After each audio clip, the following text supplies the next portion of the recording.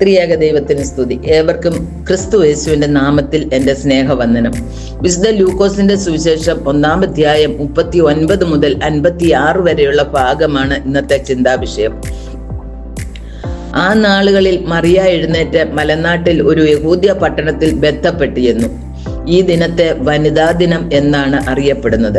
പലസ്തീന്റെ വടക്കു ഭാഗമായ ഗലീലയിലെ നസറേത്തിൽ നിന്ന് 179 കിലോമീറ്റർ ദൂരമുള്ള യഹൂദയിലെ കരീം എന്ന പട്ടണത്തിലേക്ക് ഒറ്റയ്ക്ക് കല്ലും മുള്ളും കള്ളന്മാരും ഉള്ള സ്ഥലത്തിലൂടെ ബന്ധപ്പെട്ട് സെക്കരിയാവിന്റെ ഭവനത്തിലേക്ക് ചെന്നു എന്ന് കാണാം.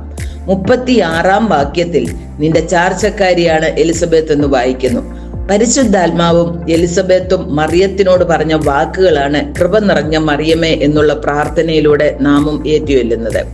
മറിയയുടെ അഭിവാദന സ്വരം എലിസബത്ത് കേട്ടപ്പോൾ അവളുടെ വയറ്റിലുള്ള പ്രജ ആനന്ദം കൊണ്ട് തുള്ളി എന്ന് വായിക്കുന്നു.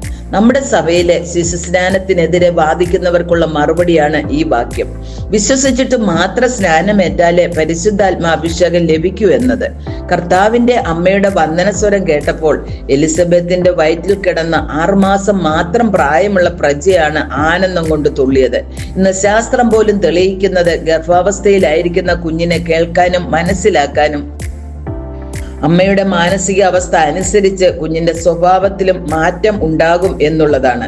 മറിയത്തിന്റെയും എലിസബത്തിന്റെയും കൂടിക്കാഴ്ച വേദപുസ്തക പശ്ചാത്തലത്തിൽ പുതിയ നിയമത്തിന്റെയും പഴയ നിയമത്തിന്റെയും കൂടിക്കാഴ്ചയാണ്. പൊരുളും നിഴലും തമ്മിലുള്ള സംഗമമാണ്. മനുഷ്യജീവിത പശ്ചാത്തലത്തിൽ സമാന വികാരങ്ങളും അനുഭവങ്ങളുമുള്ള 2 സ്ത്രീകളുടെ കൂടിക്കാഴ്ചയാണിത്.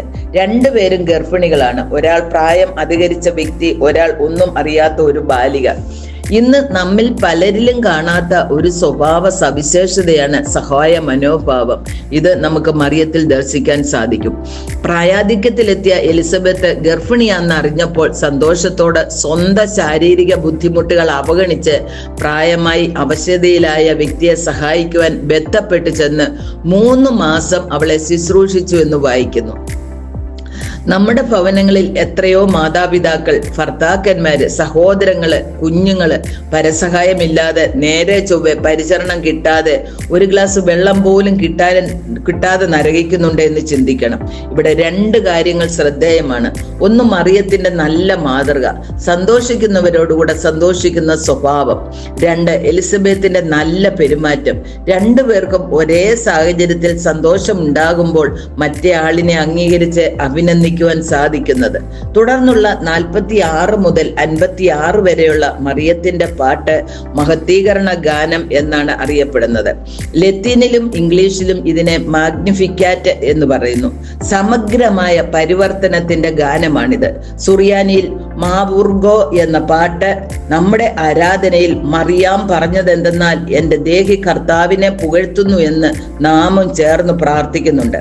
ചുരുക്കത്തിൽ വ്യക്തിതലത്തിലും സാമൂഹ്യ തലത്തിലും വിമോചനത്തെ സംബന്ധിച്ചുള്ള പഴയ നിയമ സങ്കല്പങ്ങളുടെ മുഴുവൻ സാക്ഷാത്കാരം യേശു ക്രിസ്തുവിൽ നിറവേറിയിരിക്കുന്നു എന്ന സൂചനയാണ് ഈ ഗീതം നൽകുന്നത്. ആയതിനാൽ ദൈവാശ്രയമുള്ളതും സ്വയത്തിൽ ആശ്രയിക്കാതെ ശക്തി, ധനം എന്നിവയ്ക്ക് കീഴ്പ്പെടാത്തതുമായ ഒരു ജീവിത സംവിധാനമാണ് നമുക്കുണ്ടാകേണ്ടത്. ഇന്ന് നമ്മുടെ ജീവിത ലക്ഷ്യം എങ്ങനെയും കുറച്ച് പണമുണ്ടാക്കി ആർഭാടമായി നമ്മുടെ ശക്തി മറ്റുള്ളവരെ കാണിക്കുക എന്നുള്ളതാണ്. ദൈവനാമ മഹത്വത്തിനായി സ്വയം താഴ്ത്തി ദൈവകൃത പ്രകാരം ജീവിക്കുവാൻ നമുക്ക് ഓരോരുത്തർക്കും സംഗതിയാക്കട്ടെ എന്ന് പ്രാർത്ഥിക്കുന്നു. ദൈവം എല്ലാവരെയും അനുഗ്രഹിക്കട്ടെ.